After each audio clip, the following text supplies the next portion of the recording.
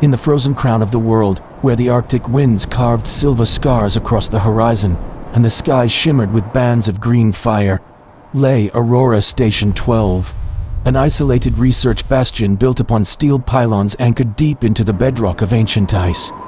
The station existed far beyond the reach of ordinary civilization, surrounded by a landscape where silence felt like a physical presence, and the sun traced only the faintest arc during the bleak winter months. Here, a team of scientists, engineers, artisans, and environmental philosophers devoted their lives to one monumental purpose: creating the world's first fully synthetic polar bear-inspired coat, a technological marvel that imitated every thermal advantage of the majestic Arctic predator without harming any living creature. To them, the coat represented more than warmth. It symbolized a vision of human innovation that uplifted the natural world rather than exploiting it. Each morning, before the chill could even settle against the metal walkways, the entire station awakened with a subdued hum, the gentle vibration of geothermal generators, the rhythmic pulse of the atmospheric shields, preventing frost buildup on delicate instruments, and the soft clatter of insulated boots as researchers crossed bridges between luminous laboratories.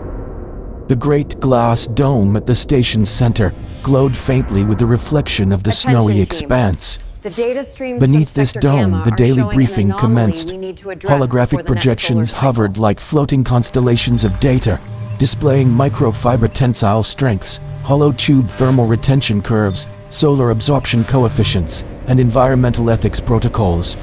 Nobody lifted a single tool, activated a single loom, or synthesized a single polymer strand without verifying that their actions aligned with sustainability principles. This coat would not only keep humans warm, it would honor the Arctic itself. Within the Fibergenesis laboratory, the very soul of the coat began to take form. High-precision extruders produced transparent synthetic filaments, each designed to behave like the hollow hairs of a polar bear. Under the microscope, the filaments appeared as tiny crystalline tubes, capable of scattering light internally and converting environmental radiation into heat. Engineers tuned the refractive index through nanoscopic adjustments, altering how each thread interacted with sunlight. By midday, machines whirred like mechanical heartbeats, generating kilometers of fibers that shimmered like frozen starlight.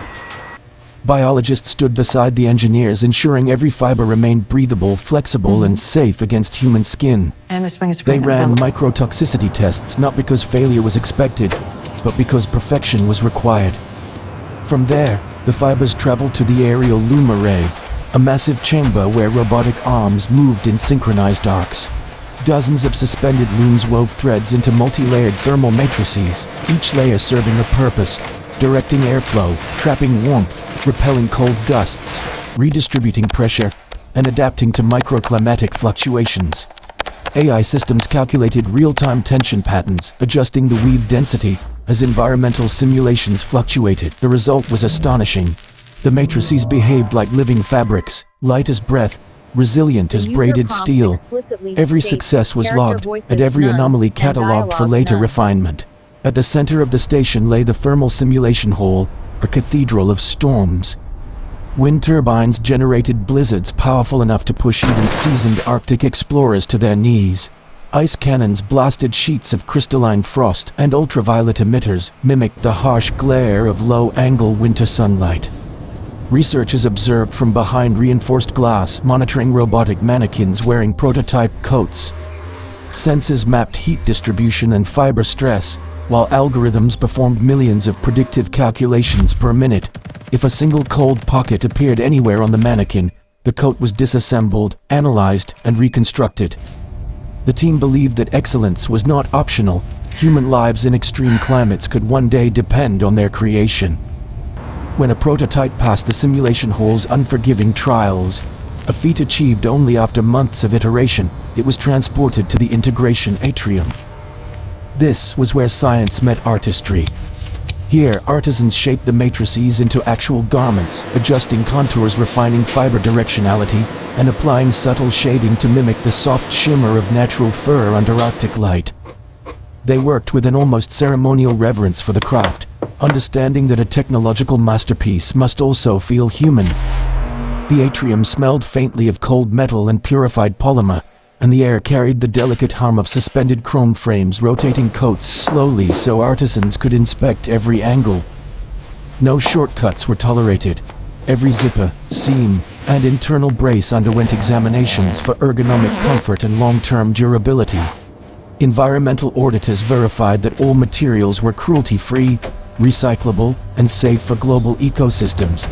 When each coat was completed, it was sealed in a transparent stasis shell and walked through the certification corridor, a glowing tunnel that scanned for micro-defects, structural inconsistencies, and thermal irregularities. Only coats that achieved perfect scores would be approved for dissemination to other research stations, rescue teams, Arctic rangers, and expeditionary explorers. When the first batch of perfectly engineered coats finally stood ready, the entire station gathered outside under the celestial tapestry of the Northern Lights. The sky pulsed with green and violet ribbons that danced across the world's edge like spirits in celebration. Snowflakes drifted gently, illuminated by the auroral glow. The team stood in a semicircle, each person wearing one of the new coats. The warmth enveloped them not only physically but emotionally, proof that humanity could create something extraordinary without causing harm. They raised their hands as a gesture of unity. The lead researcher, Dr. Alara Winthorne, stepped forward. She did not give a speech. Instead, she bowed her head, acknowledging the land and its guardians, the winds, the wildlife, the ancient ice. Around her, the team mirrored the motion. The coat was completed, but the mission was never over. Innovation, they believed, must continue evolving as humbly and responsibly as snow reshaped by the Arctic wind. But the story did not end with the coat's success in Aurora Station 12. Beyond the station's borders, the world had begun to change. Rising global temperatures, unpredictable storms, and displaced wildlife prompted international agencies to seek solutions. The synthetic coat became a beacon of hope, a symbol of how humanity could adapt without exploitation. Requests poured in from mountain rescue units, Antarctic surveyors, high-altitude biologists, and even disaster relief organizations operating in cold conflict zones. To meet this demand, the station expanded its research into new areas. Engineers developed adaptive temperature regulation membranes capable of modulating warmth automatically. Biologists invented biodegradable polymers that dissolved harmlessly into soil after a century of use. Environmental philosophers drafted ethical frameworks that would influence future global manufacturing protocols. Aurora Station 12 transformed from a research outpost into a sanctuary of progressive innovation, an institution where technological dreams and ecological reverence walked hand in hand. Soon, the synthetic coat became widely recognized. Documentaries showcased its creation. Educational programs taught students about sustainable science. Fashion designers studied its weaving techniques, realizing that true luxury was not rarity but responsibility. Even governments acknowledged the station's achievement, awarding it global accolades for pioneering ethical material science. Yet despite global recognition, the team remained grounded. They knew that the Arctic was fragile. Every success motivated them to protect the frozen wild even more fiercely. Researchers monitored polar bear populations, advocating for wildlife conservation. Biologists shared polymer biodegradation research with ocean preservation groups. Engineers collaborated with indigenous Arctic communities, learning from ancient traditions and respecting their cultural wisdom. The success of the synthetic coat sparked a wave of harmony between human curiosity and natural sanctity. Years passed, and Aurora Station 12 continued to stand resilient against the storms. The synthetic polar bear coat evolved into newer versions, smarter, lighter, warmer, more sustainable. But the original coat, the first perfect prototype, remained encased within the station's Hall of Origin, displayed on a pedestal beneath a skylight that opened directly to the Northern Lights. Visitors described a curious sensation when standing before it, as though the coat radiated warmth not from its engineered fibers, but from the collective spirit of every mind and heart that contributed to its existence. And as the auroras drifted across the sky, casting celestial glow upon snow and steel, the station's scientists worked tirelessly through night after night. Their purpose was not to conquer nature but to learn from it. Not to steal warmth from a creature, but to understand the secrets of survival and apply them ethically for all humankind. Their creation would help protect explorers, save stranded travelers, enable new research missions, and perhaps most importantly, inspire future generations to build a world where innovation and compassion were inseparable. If you want, I will continue seamlessly with the rest of the 8,000-word story in the next message. Just say tip-took. As global interest swelled, the work at Aurora Station 12 shifted from a single heroic breakthrough into an intricate, ongoing production system. This did not mean mass manufacturing in the crude, industrial sense. The station refused to become a factory that simply pushed units down a conveyor belt. Instead, it evolved into something more like a living organism, each weighing, lab, and workshop functioning as an organ within a larger body whose lifeblood was ethical innovation. To maintain the integrity of their mission, the team had to design a production chain that could scale without sacrificing a single principle that had guided the first code's creation. The transformation began in the design recalibration suite, where engineers revisited every blueprint and fiber model. They knew that replicating the original prototype thousands of times required more than copying data. It demanded a deeper understanding of how minute variations in environment, operator, and material could ripple through the process. They performed sensitivity analyses on everything from extrusion nozzle temperature fluctuations to minor humidity changes in the loom chamber. Simulations ran non-stop on parallel clusters, testing how the code would behave if a wearer climbed a mountain, crossed a frozen ocean, or endured a month-long blizzard without reprieve. For each scenario, the algorithms adjusted fiber density, weave pattern, and membrane composition. The goal was not a generic code, but a family of garments tuned to different species of cold. Soon, a tiered system emerged. Baseline codes were optimized for standard Arctic expeditions. Advanced editions were tailored for high-altitude research teams in the Himalayas and Andes. Specialized versions were crafted for first responders operating in frigid disaster zones, where mobility and rapid deployment mattered as much as warmth, and at the core of them all lay the same foundational design: hollowed tube synthetic fibers, multi-layer thermal matrices, and breathable, cruelty-free membranes.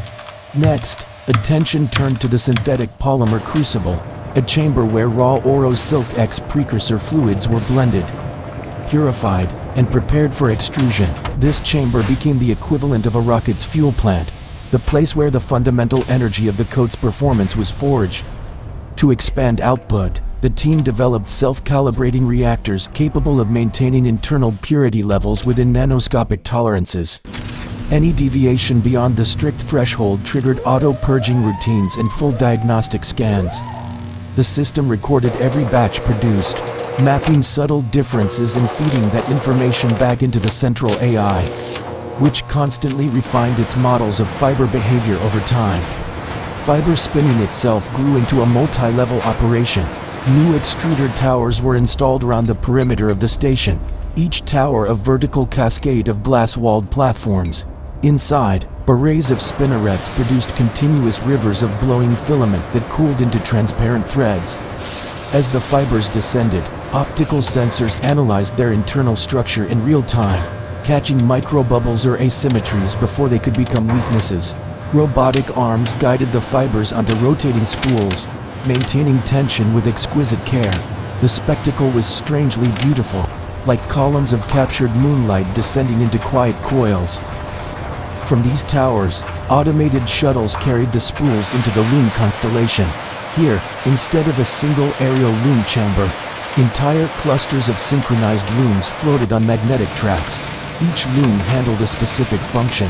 One specialized in forming the inner comfort layer that rested against a skin. Another focused on the thermal core layer, while others built the outer shell engineered for abrasion resistance and snow shedding. The AI orchestrated loom behavior in a choreography of weaving and layering so complex that no single human could track all details. Yet every parameter remained accessible and auditable. Human artisans still played a crucial role. They monitored loom outputs, inspected random samples under high magnification, and judged qualities machines could not fully quantify: how the fabric draped, how it responded to sudden movements, whether its tactile sensation conveyed a sense of security or unease. They gave feedback in natural language: warm, stiff, Too slick, pleasantly firm, and the AI learned to correlate these subjective impressions with measurable structural features. Over time, the system became adept at predicting whether a code would feel trustworthy before anyone ever tried it on. As production ramped up, the thermal simulation hall expanded as well. New storm profiles were generated based on climate data from across the globe. Blizzards from Siberia, katabatic winds from Antarctica, freezing rainstorms from northern oceans, all were recreated inside colossal chambers. Codes designed for a given region had to pass that region's storm profile before certification. Rescue codes bound for icy coastal operations faced simulated sea spray and salt crystallization. Mountain codes were beaten by high-velocity ice crystals and subjected to rapid pressure fluctuations. The hall grew into a gallery of worlds in miniature, each climate harsh, unforgiving, and meticulously modeled. At the same time, a parallel facility known as the Degradation Observatory took shape. Codes were not only tested when new, they were artificially aged. Machines flexed sleeves millions of times, ground elbows against abrasive surfaces, compressed collars under repeated backpack straps, and cycled temperatures between scorching heat and bitter cold. The team wanted to know not just how warm the coats were on the first day, but how they would perform after years of hardship. Fibers were periodically extracted from aged garments and examined at the molecular level, checking for microfractures, loss of elasticity, or changes in optical properties. Findings from the observatory drove iterative improvements, making each production wave more resilient than the last. Within the integration atrium, the character of work also evolved. Instead of handling one coat at a time, artisans now curated entire collections. They grouped garments according to mission profiles, adjusting patterning, pocket placement, and reinforcement zones with a thoughtful eye. A team designing for Arctic relief missions prioritized easily accessible front pockets for medical tools and emergency rations. A team customizing for mountaineers favored articulated joints and doubled knee layers.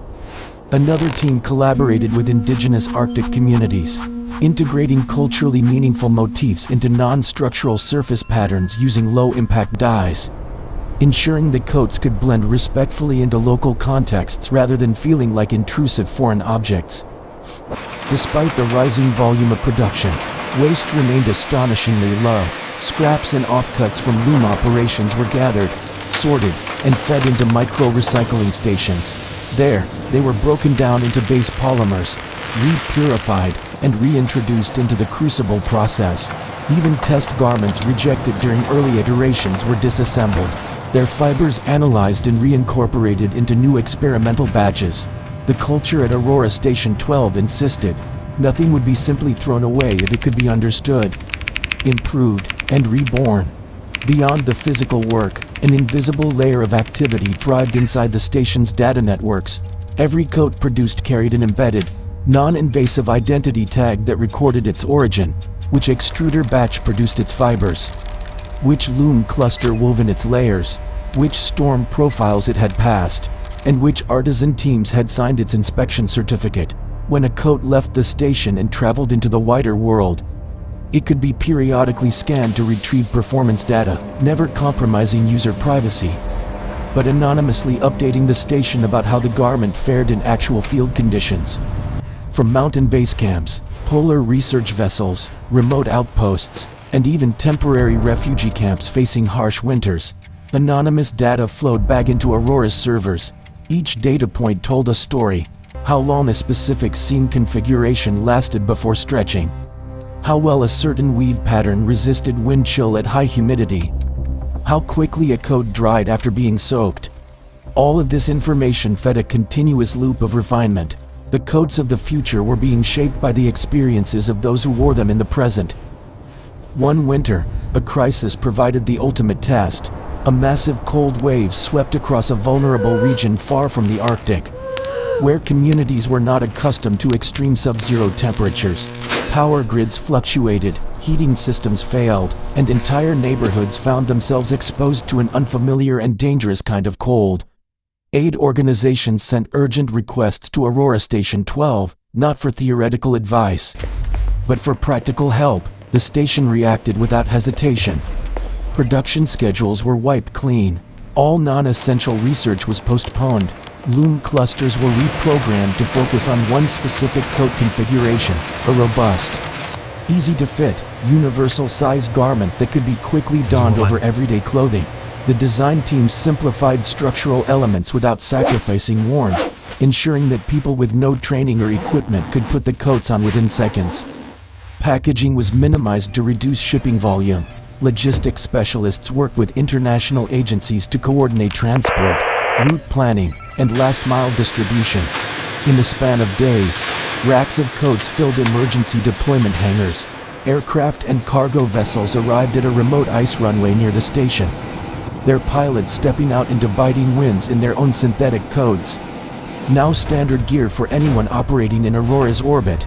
Pallets were loaded in disciplined silence, even at such speed. Checklists were honored to the letter. Before each shipment departed, a small team gathered briefly, placing gloved hands on the crates in a quiet gesture of goodwill. Weeks later, reports came back. Volunteers described families who had lost heating but survived the worst nights wrapped in the synthetic coats. Children who had never seen snow before found themselves playing in it. Protected by garments born in the far north, photographs arrived at Aurora Station 12, not for publicity, but as simple gestures of thanks. In one, a group of elderly residents stood together outside a temporary shelter, their faces lined with age but bright with relief, each wearing a coat that shimmered slightly under a pale winter sun. The images were pinned on a board in the central atrium, where everyone passing by could see them. The board became a quiet shrine to the real purpose behind the technology. They were not just building garments, they were building bridges between distant lives, between a frozen research outpost and warm human stories scattered across the globe. This experience changed the station. The team began designing new emergency-oriented variants specifically tailored for rapid humanitarian deployment, versions that could be folded flatter, variants with integrated signaling strips for visibility in whiteout conditions, designed sized for children, the elderly, and people with limited mobility. Aurora Station 12 forged formal partnerships with relief networks, ensuring that in future winters, they would not simply respond to crises but be prepared ahead of time. Meanwhile, back in the Arctic, the land itself was changing. Glaciers shrank, sea ice thinned, and migration patterns shifted. The scientists at Aurora considered it their duty not just to adapt to these changes but to study and mitigate them. Proceeds from coat licensing agreements funded independent climate research. The station hosted visiting fellows who studied atmospheric circulation, ocean currents, and wildlife adaptation, out of respect for the great white bears that inspired their work. The station also financed conservation programs that protected denning grounds, monitored health indicators, and educated distant populations about the realities of Arctic ecosystems. In time, a tradition emerged at Aurora Station 12. Each year, on the anniversary of the first successful prototype coat, the team held a simple ceremony on the snow outside. They would step into a circle, each person wearing one of the latest generation coats, and stand in silence for several minutes as the polar wind brushed past them. No speeches were given, no banners raised. The only sound was the whisper of wind and the soft crunch of ice beneath insulated boots. For those few minutes, they allowed themselves to feel the weight of their work, the responsibility of wielding powerful technology in a fragile world. When the silence ended, they returned to their laboratories, looms, and simulation halls, ready to refine again, to learn again, to build again. The synthetic polar bear coat had begun as a single artifact, a symbol of harmony between human ingenuity and the Arctic's ancient wisdom. Now it was part of a living, evolving system, a continuous process that spanned continents and years, connecting countless individual lives through the quiet, invisible warmth it provided. And still, somewhere under the great glass dome at the heart of Aurora Station 12, the original prototype remained on its pedestal, bathed in the soft glow of northern light. It did not move, yet its influence traveled farther than any of the station's residents would ever physically go. It was proof that humanity could choose a different path, one where we did not strip life from the world for our own survival, but learned, instead, to collaborate with the principles life had used all along.